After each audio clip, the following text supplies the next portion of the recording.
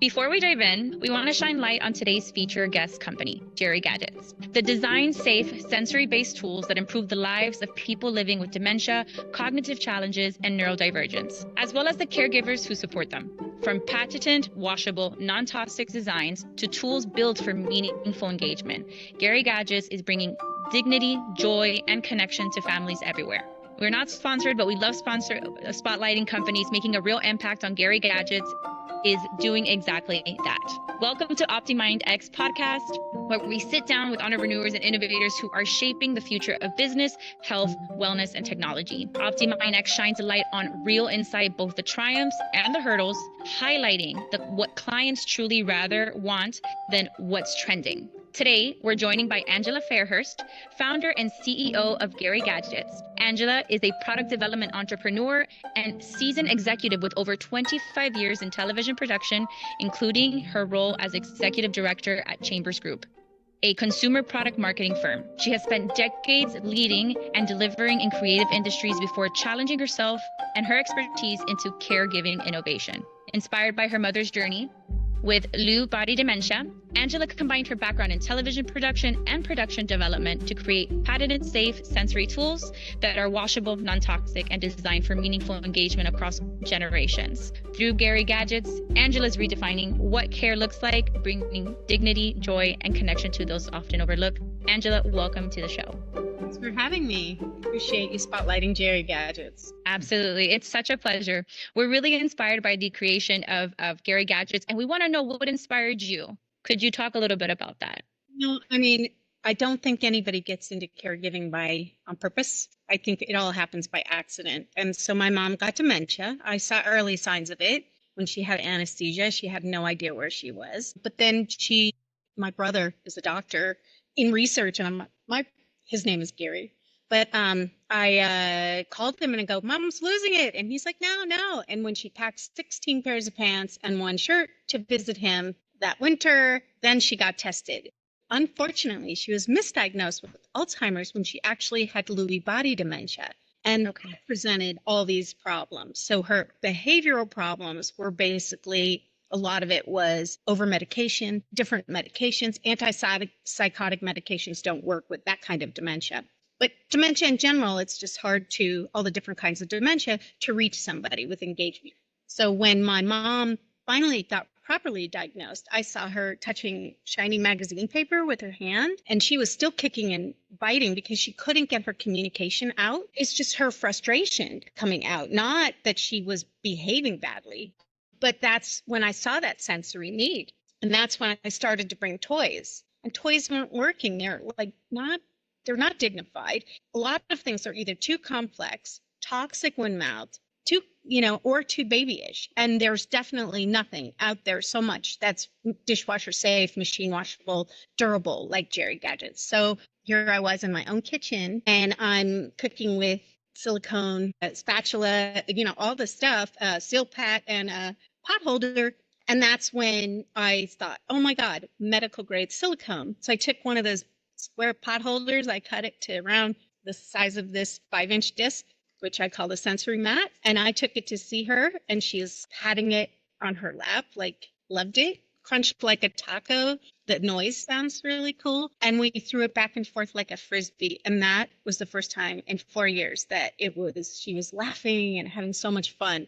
That is what set me on the mission to create the line of products that I have today. And going from that, since you have a television background production, how did that background and the product development background that you have influenced the way you approach creating the patented accessory tools? It's funny. I think as a executive in charge of production or producer, I'm both creative and logistic, and the job is about problem solving. So I don't know the answer to everything, but I sure know how to find out. I'm just tenacious as all get out to find the solutions. And I also had 2 years during the original writer's strike of consumer products goods marketing experience. I was an executive director for a company called Chambers Group that I worked for 2 years during that time. And I learned how to name products, the difference between an attribute and a benefit, how to make a tagline and all that stuff. We did a lot of package design too. So all of these other experiences were well suited for me to create the Geri-Gadgets. Okay. And what were the first signs that you were onto something? So, like families, caregivers, they truly resonated with your product. What led you into that? Well, when I first started with the sensory mat, this one, and I decided, these like buckets, the sales guy that was working at uh, Riot's Paradise was where my mom was in West Hollywood. It was 3 minutes from my house. He saw her engaging in the pot holder that was cut down. And he's like, oh my God, that's amazing. So it started there where we started to ideate on Saturdays. He's since passed on, but he would be considered my co-founder. We created these ideas together and brought all sorts of things.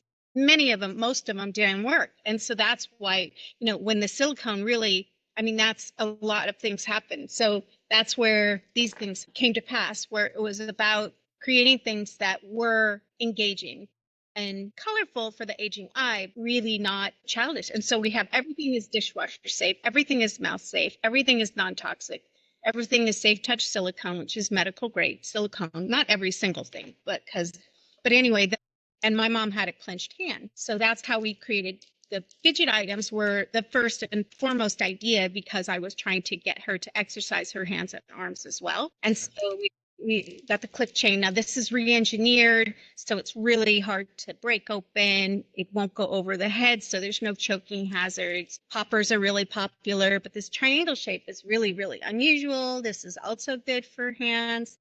Then we have the tugger, which is great for one person or two people, but you can see it's exercising my arms. And it's also very durable, and they can shape it however they want. That's really small. Kind of really fun. And then an egg is a familiar object. So this basically it's the right size, the right shape, and there's no goo inside. So it's familiar, but it's too big for anybody to eat unless you're a giant mouth. Yeah. And then we have two other buckets, and I was inspired specifically with the flower bucket because my mom's brother, my uncle Sonny, was a florist, and we all grew up around the flower shop. And tulips are so simple.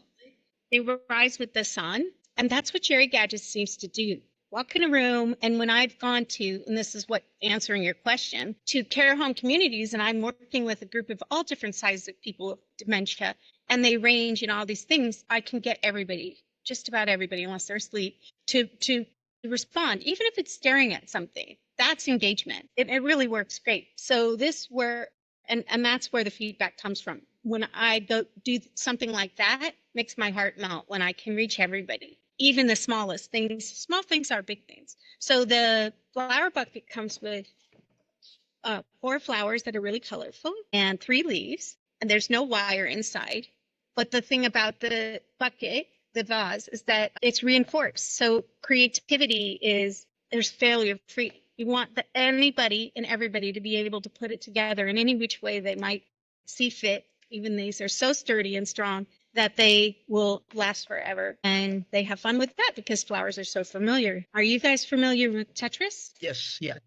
I was a big Tetris fan, and my kids like Lego too. But Tetris, these are all Tetris-inspired shape sizes, and there's no wrong answer with these. So there are 10 colorful pieces that can be put together any which way, and they can stack vertically or horizontally, and they can match any different way they want. So I have fun creating different structures in any which way. And there are 5 different pieces, 5 different kinds of pieces, and they're colored. So there's 10 total. So we have 2 of each. So everything has, so you can build, and that makes it for fun. Now this is great for 2 people.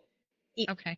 1 or 2 people. So they can build a community together or do something like that. And when that care home community that I first went to, that we did the first test with, they put them all together and made a community and built this whole structure with all 3 buckets. Wow. So that got to be more creative than even I thought of. People with dementia are actually very, very creative, and that sense of accomplishment is great. It just makes a really big difference. Absolutely. And it's very interesting because it's not just actually the physicality of it, because you are exercising, it's the cognitive as well. So it's very layered. It really brings up creativity, thought process, and physical engagement, which, as you experience with your mom, like certain parts of the body start to disengage. So it's a very stacked product.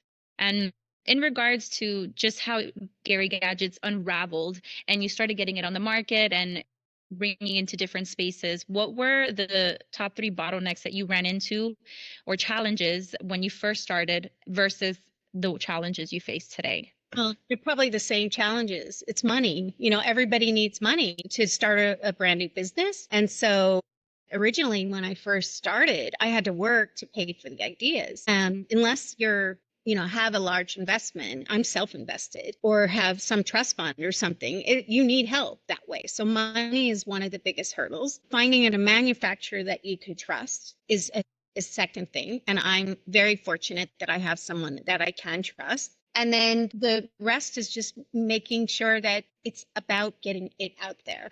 And so that's a really big hurdle, is trying to spread the word when you have a limited or no budget for marketing. So it's a challenge, but it's so rewarding. It really is my passion and my purpose. I found it makes such a difference. So I did leave television 2 years ago. I say it. But the idea was 11 years ago. Right? It took 10 years to become an overnight sensation. Yeah.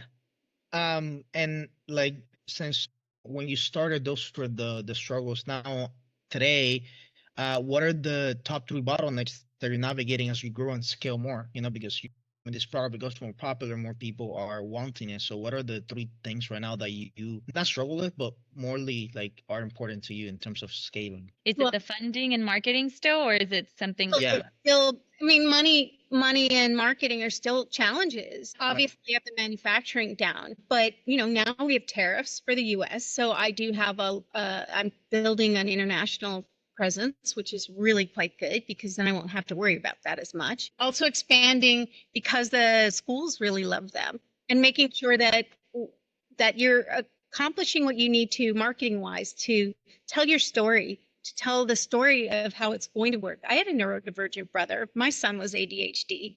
And so things like this, where there's the problems are essentially the same. Trying to find that connection, trying to find the calming. Silicone happens to be the closest thing to human skin. So we know it's got a calming effect. And when we engage with somebody, our body releases serotonin and oxytocin and dopamine. And those chemicals work for days later. So somebody goes and visits and they leave even 15 minutes later and they've made a connection. Those people remain happy. Even if your family member can't no longer identify you by name, they're in there. They know it's you. And this is what made the huge difference for me. And it's about explaining that to a lot of people, because a lot of people, so that's one of the bottlenecks, is that, especially in the elder care world, is that they really feel that, oh, they're old. Why bother? Just put them in front of the TV or put them in the hallway. And so that you're saying, well, what else can they shower with? That we know that's a problem. And I don't think there's a whole lot of products out there that they can bathe with. All these things are accomplished by Geri-Gadgets. And it's just to simplify the caregiver experience and to bring quality of life. And to actually have to explain that is hard, because it's not an autopilot thing. Even there are no instructions with these. There's no language needed. And in regards to growing Geri-Gadgets into a recognizable brand, how have you approached it throughout these last couple of years, from the moment you bought it on market? How have you shifted? Has anything changed from the present day? Well, just like I said, that I always knew that originally I was going to focus in the elder care world, but everybody kept on saying, well, what about the kids? What about the kids? So it organically became a 2-prong approach. So I changed the packaging, which has now multi-generational, because kids playing with their grandparents and the sandwich caregiver, and all of these are achieving the same success. So that was one thing I had to do.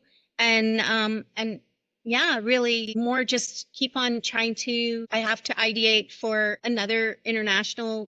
I'm working on the next buckets, right? Getting a patent was not that easy, but I have it. What else? I don't know. It's just hard being a person that I can only have an intern. I have a really minimal sweat equity staff. I don't have a real staff because the budgets don't exist now for that kind of thing. Not yet, but they will. So I'm doing a lot on my own. So you have to be the developer, the marketer, the salesperson, the financier, you're wearing all the hats when you're an entrepreneur, but I really find it fun. Frustrating sometimes, but fun. So talking about strategies and finding ways of how you're scaling, what strategies or channels have brought you the most qualified leads and meaningful customer relationships so far? Yeah, well, it's about, I've been networking a lot. And so the bigger groups are the better groups, um, not actually, it's so funny in the care home communities, you don't want to go to the biggest. The nonprofits are really good. Like those kinds of people want to make a difference.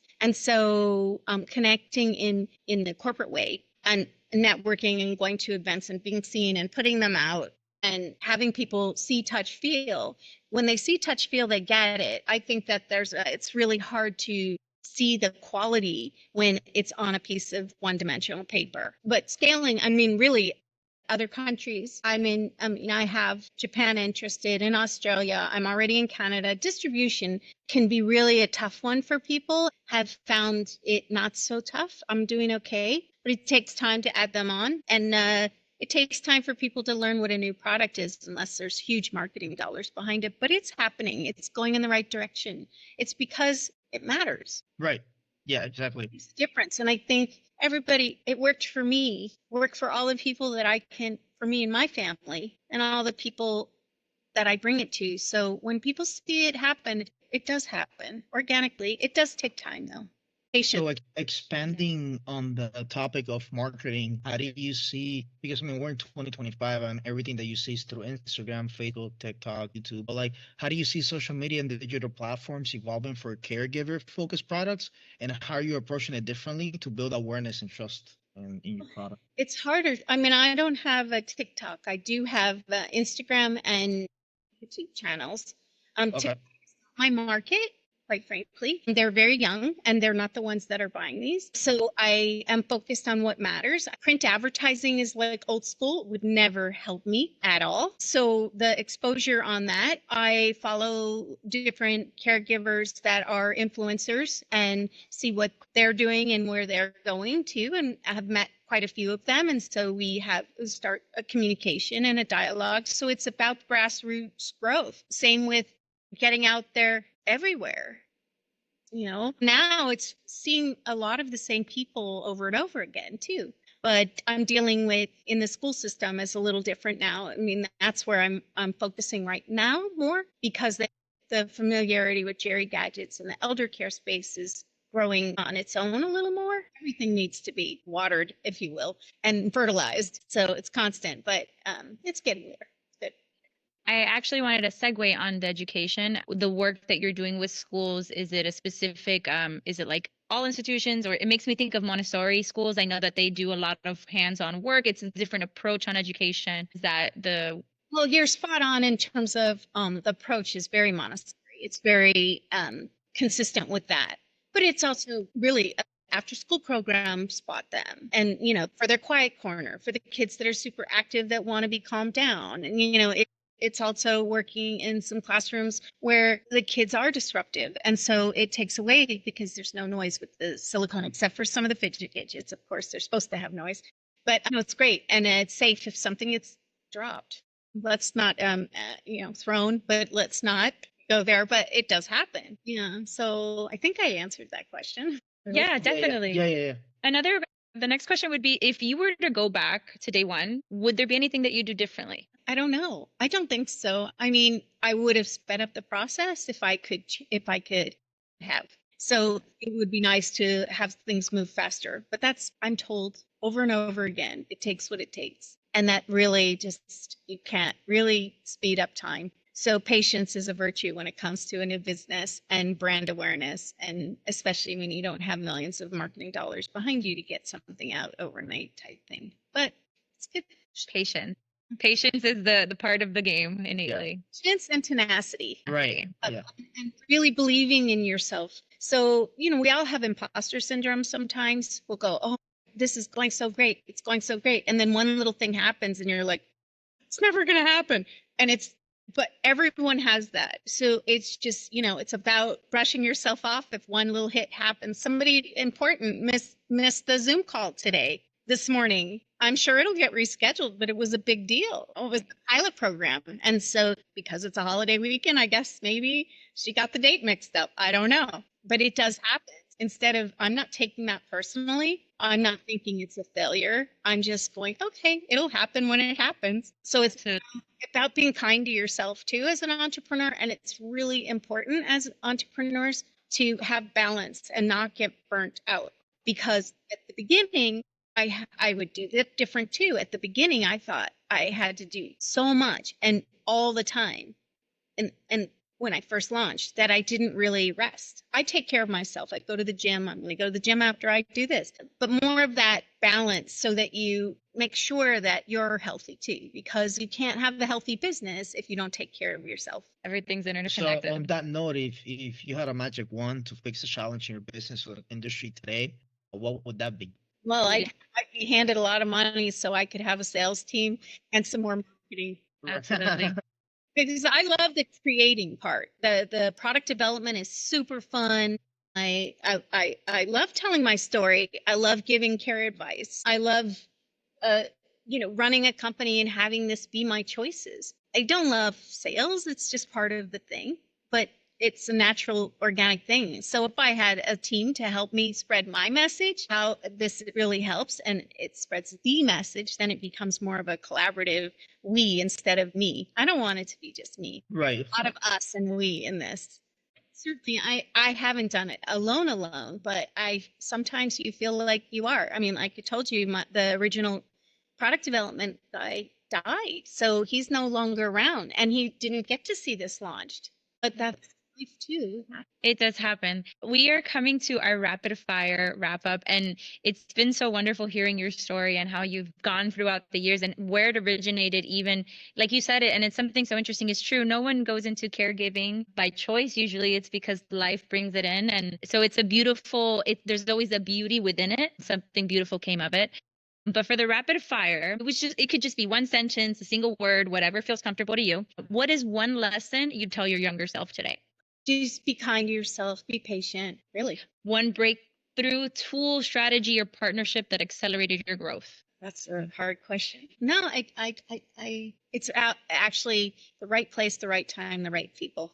Love that. And last but not least, one current trend in wellness, dementia care, or neurodivergence support that excites you the most? Well, I'm so glad that people are recognizing how important engagement and connection really is. It's as important as food and water and exercise. You need it. We learned it in the pandemic. And so that's a huge thing. And yeah, that's keeping it really simple. And I know I'm an empath. I mean, I care. But everybody needs people. Everybody needs that connection. It doesn't matter at what age, anything. So that's the one thing that the universe has in common. People need people. Doesn't matter. And this doesn't need any language. So it's good. It's about accessibility for everyone. Nice. So you've led a large production. You've led large productions, and now a caregiving focused company. So what qualities do you look when building a team? Grit has been a recurring theme in the interviews that we have done so far. Do you resonate with that? Do you have any inputs on that? No, I agree. It does take grit. It does. But it's also, you need like-minded people in your team. I think that made my productions go really smooth, is that you have leaders in their areas of expertise that run those departments that you can empower to do their jobs so that you're not micromanaging every single thing. And everybody has the same goal in mind, to make a difference. And of course, we want to make our money back, but we really want to make a difference. And that's the like-minded people that I've surrounded myself with. Nice. Awesome. Angela, thank you so much for sharing your story and insights with us today. It's been a real pleasure learning about your journey with Geri-Gadgets and how you're redefining care for families and caregivers.